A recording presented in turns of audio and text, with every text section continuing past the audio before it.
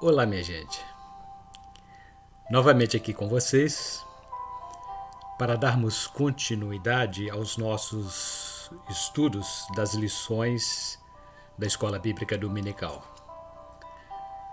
Durante este quarto trimestre do ano de 2020, estamos estudando neste manual, cuja temática é a importância da Palavra de Deus para o bem-estar do ser humano. São lições pertinentes ao que estamos vivendo no momento. Lições que, na verdade, são orientações e princípios bíblicos no intuito de buscar a preservação, a qualidade de vida da saúde integral do ser humano. E a nossa lição de hoje, lição número 5, o nosso tema é mente, vontade e emoções restauradas pelo Senhor. Como base, o texto áureo, o comentarista tirou o versículo 17 do capítulo 5 da carta de Paulo aos Efésios, que diz assim: Não hajam como pessoas sem juízo, mas procurem entender o que o Senhor quer que vocês façam. Pessoas sem juízo costumam agir sem dar muita atenção à maneira como administram o seu tempo, um dos bens mais preciosos que possuímos. O tempo é um dom de Deus e faz parte da mordomia cristã. Isso significa dizer que somos administradores do tempo e que também prestaremos conta da forma como o usamos, pois nos foi confiado por Deus para procurarmos entender o que o Senhor quer que façamos com o tempo que Ele nos confiou. No versículo 15, o apóstolo Paulo assim se expressou: Portanto, prestem atenção na sua maneira de viver. Não vivam como os ignorantes, mas como os sábios. Há duas maneiras possíveis de se viver: levar a vida como o sábio, ou como a pessoa tola e sem juízo. Aqueles que procuram entender qual é a vontade do Senhor Deus sabem que o tempo pertence a Deus e por isso terão cuidado de administrar bem o tempo e viverão como vivem os sábios. Seu objetivo é procurar entender qual seja a real vontade do Senhor e procurar fazer o que Ele quer que façam. Orientam-se diariamente através da leitura da Palavra de Deus e da oração. Por outro lado, há aqueles que são tolos e agem como pessoas sem juízo. Não dão importância à maneira como vivem e se tornam improdutivas e preguiçosas. São pessoas que buscam os seus próprios prazeres e não querem entender o que o Senhor quer que elas façam. Levam a vida sem um propósito de Deus. Outros ainda levam uma vida arregalada, cheia de ocupações, apesar de serem extremamente bem-sucedidos, segundo os modelos estabelecidos pela sociedade. Todavia, os seus dias são ocupados com atividades que estão fora da vontade soberana de Deus. São pessoas que também perdem o seu tempo e, por isso, agem como pessoas que não têm juízo. Para aproveitar o máximo do tempo que Deus tem para nos oferecer, o melhor é procurar entender o que o Senhor quer que façamos, discernindo a sua vontade e pedindo que Ele direcione nossas atividades. E na verdade prática, o comentarista disse que devemos buscar a orientação de Deus para tomarmos decisões e compreender qual é a sua vontade, a fim de que tenhamos a mente, a vontade e as nossas emoções restauradas pelo Senhor e assim sermos direcionados segundo a sua vontade. E como textos de referência, o comentarista selecionou os versículos 6 a 9 do capítulo 4 da carta do apóstolo Paulo aos Filipenses. E o versículo 6 do capítulo 4 diz assim: Não se preocupem com nada, mas em todas as orações peçam a Deus o que vocês precisam e orem sempre com o coração agradecido. Paulo inicia o verso 6 afirmando que não devemos estar ansiosos com coisa alguma. A ansiedade é considerada pelo psiquiatra Dr. Augusto Cury como o novo mal do século, suplantando a depressão. Grande parte da população mundial é acometida pelos males ocasionados pela ansiedade. Atualmente, as populações ao redor do mundo estão confinadas em isolamento social, como forma de auxiliar no combate à pandemia causada pela Covid-19. Por causa disso, a ansiedade expandiu-se a todos e todos foram despertados para cuidarem da saúde mental.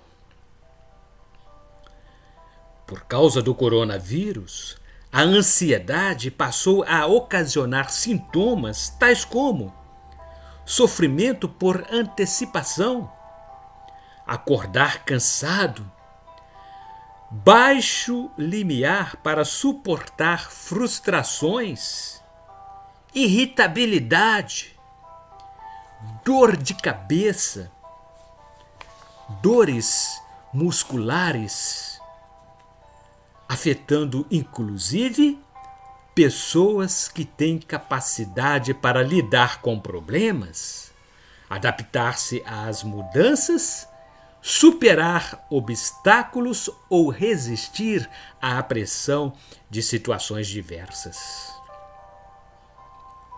Mas como sair desse estado excessivo de preocupação? O conselho imediato do apóstolo Paulo é orar e pedir a Deus o que precisa.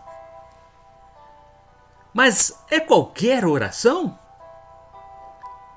É oração feita de qualquer jeito? Paulo afirma: peçam a Deus o que vocês precisam e orem sempre com o coração agradecido. Ele diz: façam oração, súplicas e ações de graças. E com estes 3 elementos, apresentem seus pedidos a Deus. E no versículo 7 do capítulo 4 do nosso texto de referência, Paulo assim registrou: e a paz de Deus, que ninguém consegue entender, guardará o coração e a mente de vocês, pois vocês estão unidos com Cristo Jesus. Paulo descreve sobre a paz de Deus que ultrapassa todo entendimento humano. Ninguém consegue entender. Ou seja, é a paz de espírito que supera tudo o que as pessoas haviam concebido ou imaginado. A paz transmitida por Deus é a mais elevada.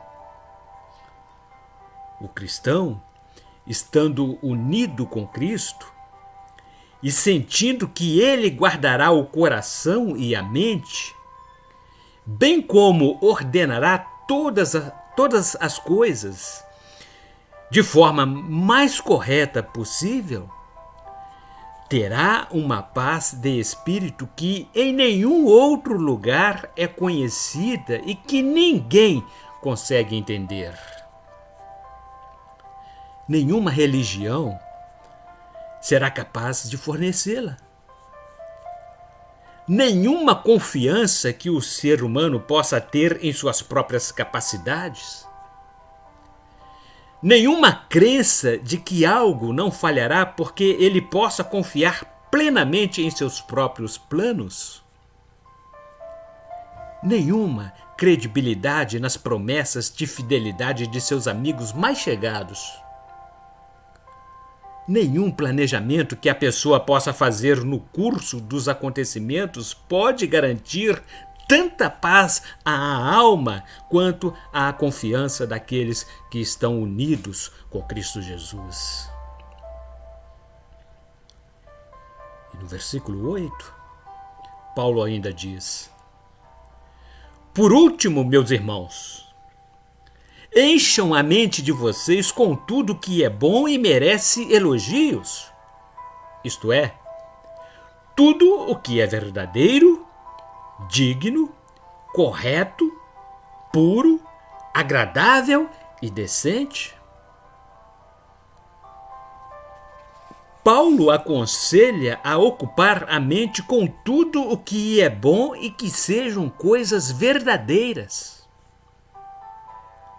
Nesta admoestação, o apóstolo Paulo diz que existem coisas verdadeiras, dignas, puras, corretas, boas, agradáveis e decentes, mesmo vivendo num mundo tão vil.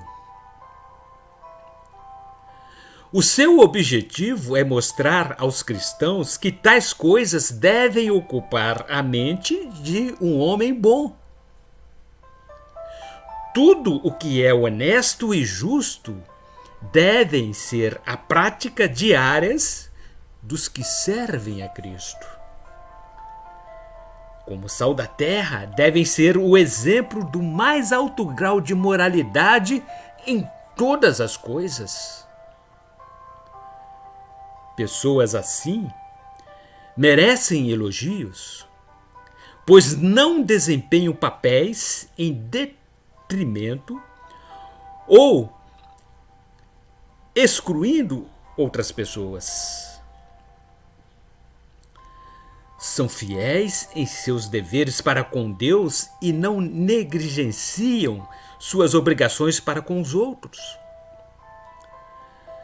Não negligenciam as leis da moralidade cristã e fazem tudo o que pode ser considerado merecedor de elogios.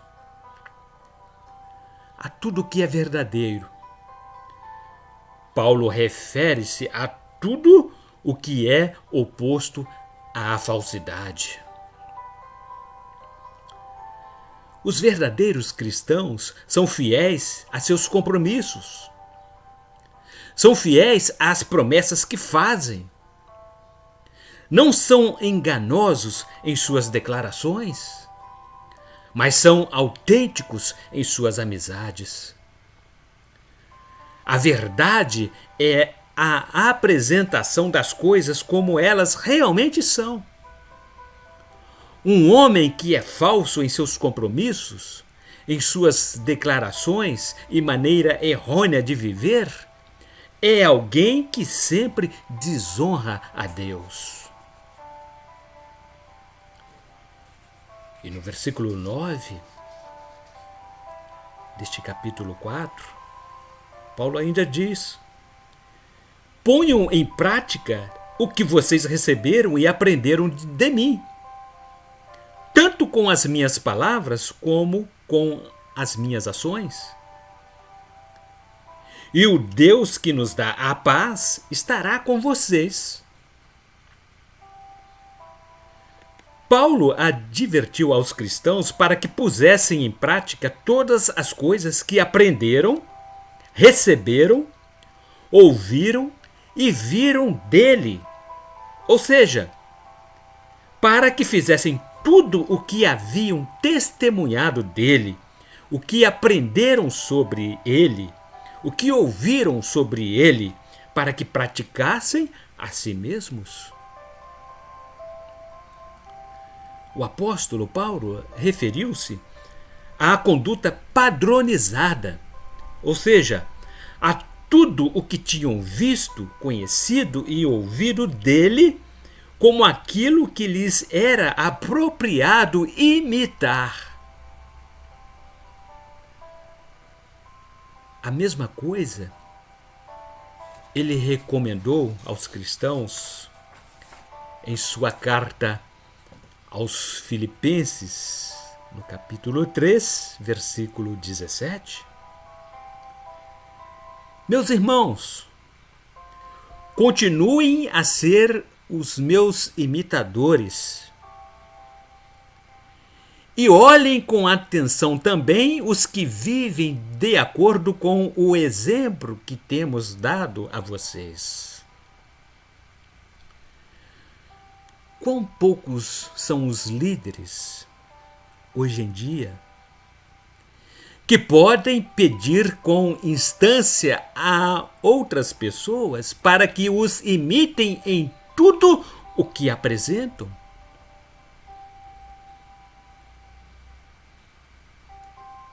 Que o Deus de paz lhes dê tudo de bom que vocês precisam para fazer a sua vontade. E que Ele, por meio de Jesus Cristo, faça em nós tudo o que lhe agrada. E a Cristo seja dada a glória para todo sempre. Amém. Epístola aos Hebreus, capítulo 13, versículo 21. E na introdução, o comentarista registrou, nesta quinta lição, que estudaremos sobre as diversas áreas da alma que precisam passar por um processo de cura. Destacaremos o estudo da mente, da vontade e das emoções, tendo conhecimento de que, enquanto estivermos vivendo neste mundo, precisamos contar com a ação do Espírito Santo e da Palavra de Deus em nossa vida, para que possamos lidar com as faculdades da alma. E no tópico número 1, o comentarista deu por título As Três Áreas da Alma. Nesta quinta lição, estudaremos as diversas áreas da alma e que estão ligadas à mais importante característica de um ser. Nosso âmago precisa ser curado. As áreas que compõem a alma são a mente, a vontade e as emoções. O pastor Billy Graham, em sua obra Mundo em Chamas, descreveu com precisão a respeito do estado doentio em que se encontra o ser humano em consequência das enfermidades espirituais que contaminam a alma. O que são enfermidades espirituais? São as doenças da alma. É comum o corpo físico adoecer e muitas vezes o mal tornar-se invisível. São enfermidades que se alojam na alma do homem e a medicina não consegue detectá-las para providenciar a cura. A enfermidade que ataca o corpo físico é facilmente diagnosticável, mesmo que a cura não seja muito fácil. Todavia, quando se trata da enfermidade espiritual, os médicos ficam sem saber o que fazer, como que tateando no escuro. Este é o resultado de muitas pessoas sentirem um vazio existencial. A vida moderna, com suas tecnologias avançadas, criam invenções fabulosas, mas deixa de satisfazer as necessidades mais íntimas do ser humano. E no tópico 1.1, o título é Mente, a líder da alma. Paulo escreveu em sua carta aos Romanos, no capítulo 12, versículo 2, o seguinte: Não vivam como vivem as pessoas deste mundo, mas deixem que Deus os transforme por meio de uma completa mudança da mente de vocês. Assim vocês conhecerão a vontade de Deus, isto é, aquilo que é bom, perfeito e agradável a Ele. No entanto, para que possamos experimentar a boa, agradável, a perfeita vontade de Deus para a nossa vida, é necessário promovermos uma mudança radical da mente. A palavra grega aplicada ao texto em referência é metamorfo, que significa transformar não somente a mente humana, como também o coração. Porque as pessoas que vivem de acordo com a natureza humana têm a mente controlada por essa mesma natureza.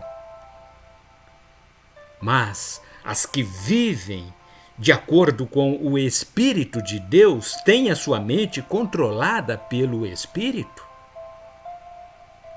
Escreveu Paulo aos Romanos, capítulo 8, versículo 5. Isso se torna bem claro. Sem uma transformação da mente, cuja mudança é gerada pela ação da palavra no coração, não é possível desfrutar do pleno conhecimento acerca de Deus. E no subitem 1.2, o título é O Poder da Mente. A mente do ser humano pode comparar-se a uma hidrelétrica. Augusto Cury escreveu que a mente humana é um grande teatro. Seu lugar não é na plateia, mas no palco, brilhando na sua inteligência, alegrando-se com suas vitórias, aprendendo com as suas derrotas e treinando para ser a cada dia autor da sua história, líder de si mesmo. É algo tremendamente fantástico dado por Deus ao ser humano. Alguém consegue imaginar a mente de Adão no seu estado original? Ele nomeou todos os animais e fez uso da sua mente em todo o seu potencial. Atualmente, o homem moderno não faz uso nem de 10% da sua capacidade mental. Ainda assim, a tecnologia avançada constrói invenções cada vez mais desafiadoras. Inúmeras descobertas com sua capacidade inventiva, desde as necessárias à existência humana, até as que promovem a autodestruição. Por causa da corrupção do pecado, a mente humana foi canalizada para elaborar o mal, tornando-a em um campo de batalha espiritual. Pois nós não estamos lutando contra seres humanos, mas contra as forças espirituais do mal que vivem nas alturas. Isto é, os governos, as autoridades e os poderes que dominam completamente este mundo de escuridão. Escreveu Paulo aos Efésios, no capítulo 6, versículo 12. E no subitem 1.3, o comentarista deu por título A Disputa pelo Controle da Mente. Existem dois seres distintos que concorrem para a transformação da nossa mente. O Espírito Santo, que renova o interior da alma, e Satanás, uma força externa que luta para apropriar-se indevidamente da criatura de Deus. O corpo humano é o templo do Espírito Santo que habita o espírito humano.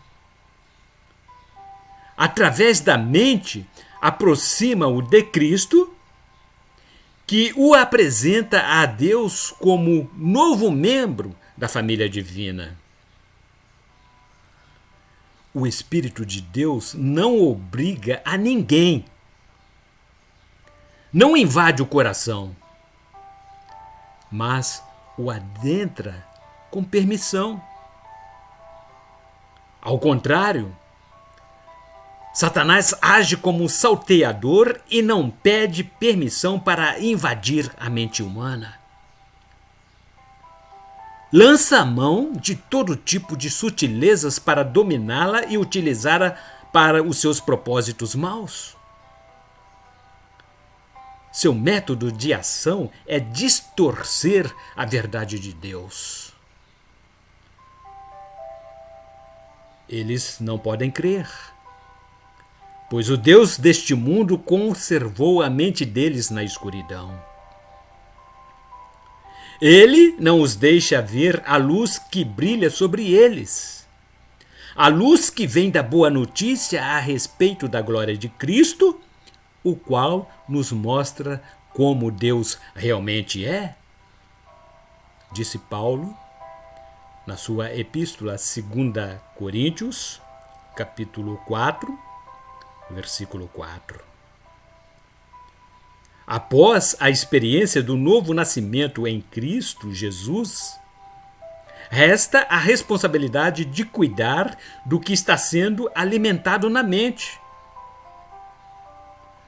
Os pensamentos refletem o tipo de fé que é professada. Ainda disse Paulo: vocês foram ressuscitados com Cristo. Portanto, ponham o seu interesse nas coisas que são do céu, onde Cristo está sentado ao lado direito de Deus. Pensem nas coisas lá do alto e não nas que são aqui da terra. Colossenses, capítulo 3, versículos 1 e 2. E no tópico 2, o título é Vontade e Escolha. Todo ser humano possui livre arbítrio e é através da vontade que o homem toma as suas decisões e realiza escolhas. Vontade, portanto, é a faculdade que tem o ser humano de querer, de escolher,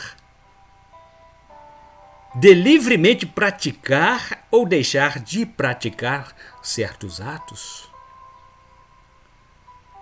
Existe uma máxima chinesa que uma viagem tem início com o seu primeiro passo. Com a vontade ocorre a mesma coisa.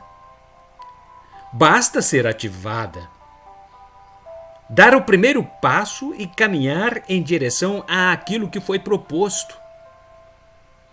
Deus deu ao homem o poder de escolhas. Escolher corretamente, obedecê-lo e amá-lo deveria ser o ideal de todo homem bom. No entanto, o ser humano tomou a direção errada. E a partir de então, a vontade tornou-se imperfeita por causa das más escolhas. E no tópico 2.1, o título é Somos capacitados para escolher. Escolha é a preferência que se dá a alguma coisa que se encontra entre outras. O ser humano foi criado por Deus dotado de capacidade para realizar escolhas. Ele pode decidir entre a vida e a morte, entre o bem e o mal. A vida do indivíduo é o resultado das escolhas feitas por ele. O tempo presente e o que ainda virá são consequências das escolhas realizadas no passado. O cristão tem o direito de escolha entre obedecer a Deus ou desobedecê-lo. É lógico que não escolhemos as consequências dos nossos atos. No entanto, colhemos os frutos dessas consequências. É necessário que façamos boas escolhas. Somente seremos capazes de tomar as decisões certas se conhecermos a vontade real de Deus. Não vivam como vivem as pessoas deste mundo, mas deixe que Deus os transforme por meio de uma completa mudança da mente de vocês. Assim, vocês conhecerão a vontade de Deus, isto é, aquilo que é bom, perfeito e agradável a Ele.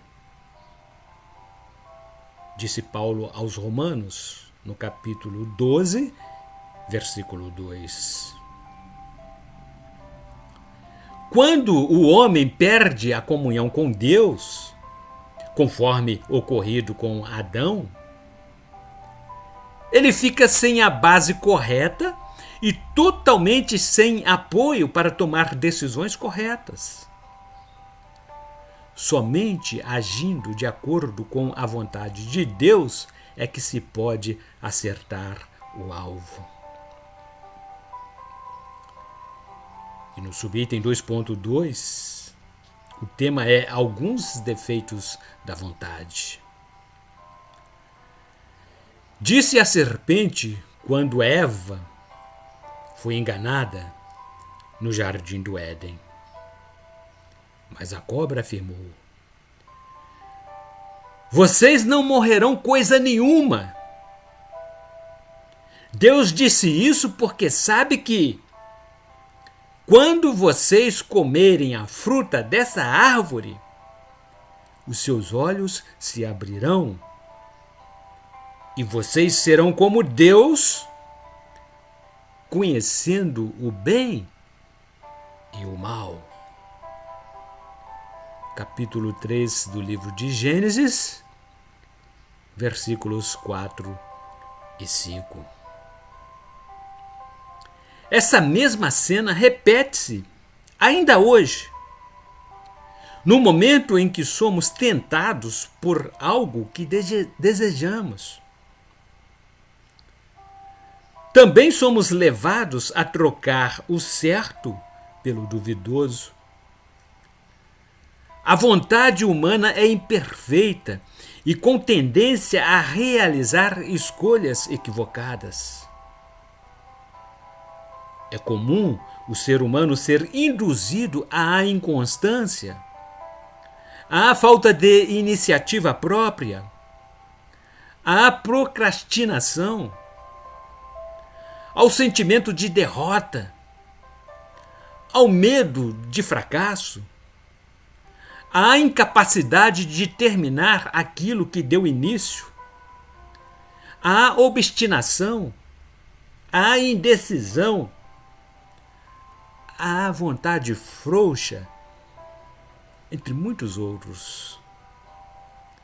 É por isso que a humanidade caminha tropeçando em pedras, sentindo-se perdida e sem rumo.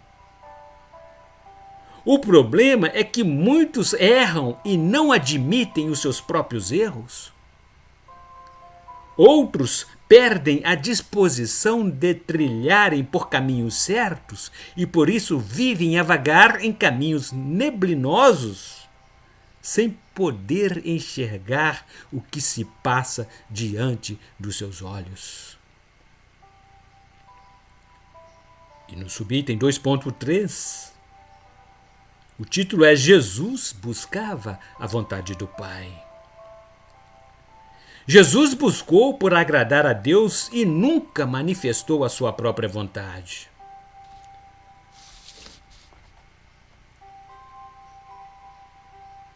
O Evangelho de Lucas, no capítulo 22, versículo 42, Jesus orou assim: Pai, se queres, afasta de mim este cálice de sofrimento, porém que não seja feito o que eu quero, mas o que tu queres. Jesus sujeitou-se sempre em cumprir a vontade de Deus.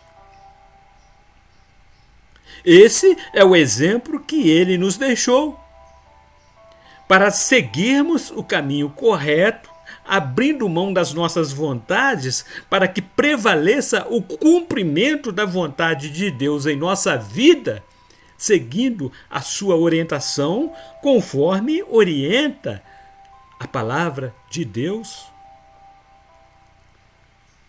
Afastem-se de mim, vocês que praticam o mal, e eu obedecerei aos mandamentos do meu Deus. Salmo 119, versículo 115. Encontramos na Bíblia a verdadeira manifestação da vontade de Deus, que foi revelada a nós. Nela encontramos o direcionamento para a nossa vida, que nos é revelada quando o buscamos em fervente oração. Passamos então a experimentar a boa, a agradável e a perfeita vontade de Deus. É o caminho que nos leva a uma vida de fé e convicção. E no item 3, o título é Emoções, expressando os sentimentos.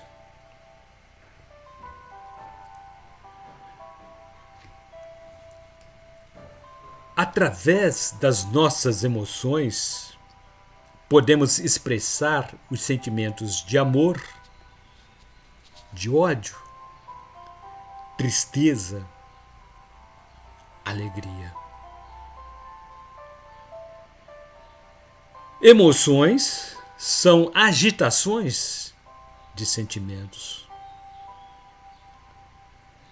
Elas podem ser agradáveis, mas também desagradáveis. Não é da vontade de Deus que asfixiemos nossas emoções, mas também não é da sua vontade que caminhemos dominados por elas. Nossas emoções precisam ser restauradas todos os dias. E no subitem 3.1, o título é A Vulnerabilidade das Emoções. Não podemos manter uma comunhão estável com Deus fundamentados em nossas emoções. Nossas emoções são instáveis, pois elas vão e vêm. Podemos estar influenciados por elas ou não. Todavia, nada disso desestabiliza nossa comunhão com Deus.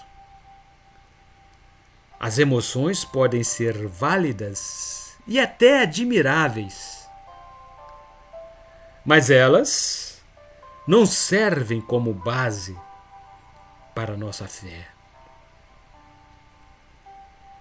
Quem pode entender o coração humano? Não há nada que engane tanto como ele. Está doente demais para ser curado, disse o profeta Jeremias, no capítulo 17, versículo 9. Nossas emoções são vulneráveis e por isso elas precisam ser restauradas. Nossa fé precisa sobrepor aos dias bons, mas também aos dias maus. E no subitem 3.2, o tema é restaurando nossos sentimentos. Nossos sentimentos podem e devem ser restaurados.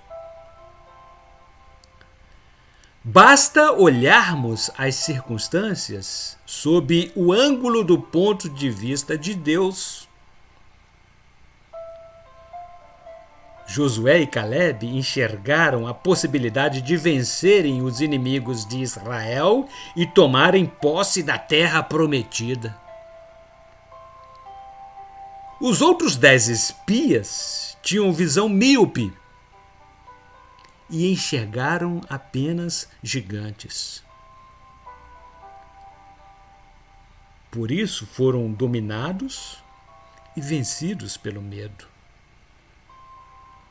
Não é errado sentir medo, mas o erro é deixar-se ser dominado e paralisado por ele. A confiança em Deus faz o ser humano colocar-se sobre o medo.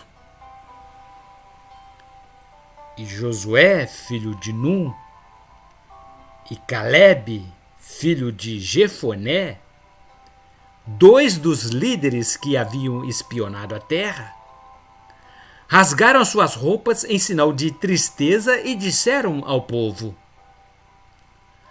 a terra que fomos espionar é muito boa mesmo.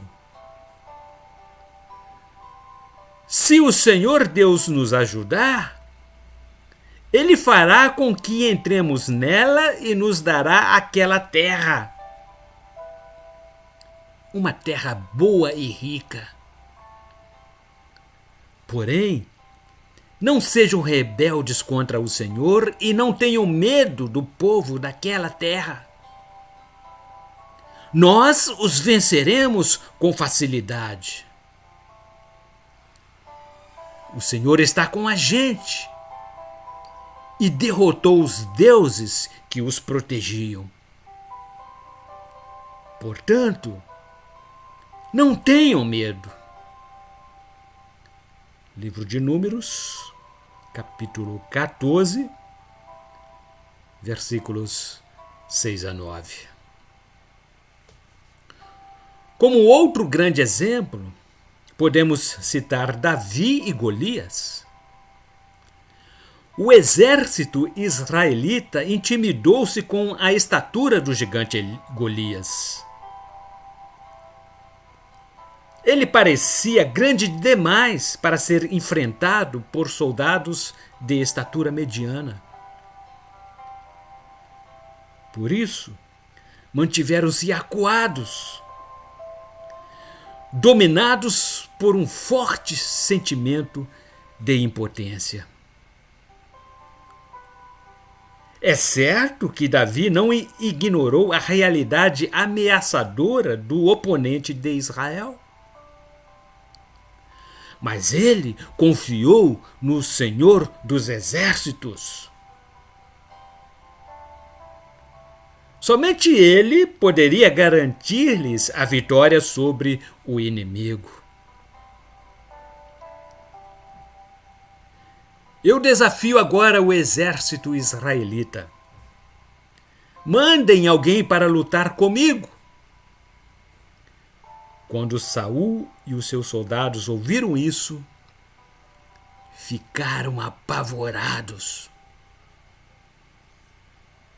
Está registrado lá no livro de 1 Samuel, capítulo 17, versículos 10 e 11. Ocorre de muitas pessoas preocuparem-se excessivamente com os seus sentimentos, acabando por tornar os problemas bem maiores do que realmente eles são. E no tópico 3.3, o título é Andemos por fé e não por sentimentos. A caminhada do cristão deve proceder-se pela fé e não pelos frágeis sentimentos humanos. É natural o procedimento de tomar decisões, julgar os valores pessoais e a espiritualidade baseados em sentimentos. Precisamos compreender que somos feituras de Deus. Somos seres criados com razão, emoções e sentimentos. Também somos dotados com capacidade de crença e de relacionamento com Deus. Depois da queda humana, com a entrada do pecado no mundo, o ser humano viu-se afetado em todas as suas dimensões. É por isso que precisamos recorrer à ajuda do Espírito Santo e da Palavra de Deus. Somente dessa forma seremos capazes de lidar adequadamente com as nossas emoções e com os nossos sentimentos de maneira saudável para a honra e glória do nome do Senhor Jesus.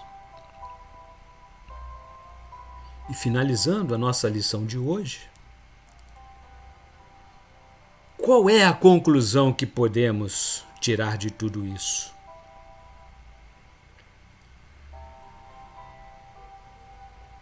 Concluímos com esta lição que precisamos ajustar nossa mente, nossa vontade e nossas emoções, administrando-as segundo os propósitos de Deus. Ele deseja que vivamos sua boa, agradável e perfeita vontade, a fim de desfrutarmos uma vida abundante com Deus. Quando controlamos nossas emoções, mantemos a fé sólida e conduzimos nossas ações de acordo com a palavra de Deus que nos orienta. Pois a palavra é firme e eficaz e permanece para sempre. E que Deus a todos abençoe de forma abundante, para que possamos ter o controle das nossas emoções, segundo a sua soberana vontade, através da ação do Espírito Santo em nós. Até a próxima semana, quando traremos a lição número 6.